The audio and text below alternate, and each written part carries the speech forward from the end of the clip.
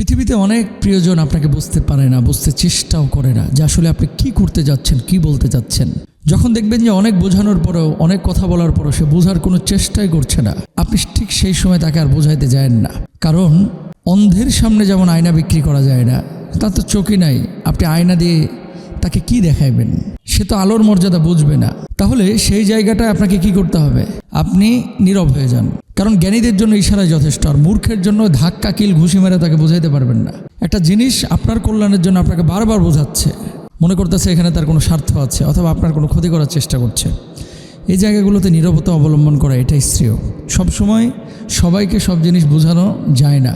যে গ্লাসের মধ্যে পানি নাই ওখানে পানি দিলে পানিটা আপনি রাখতে পারবেন, ঢুকাইতে পারবেন। যে গ্লাসে পানি ভরপুর, ভেতরটায় যদি ভরপুর কোনো কিছু থাকে ওখানে পানি ঢাললে পানিটা উতলিয়ে পড়ে যাবে।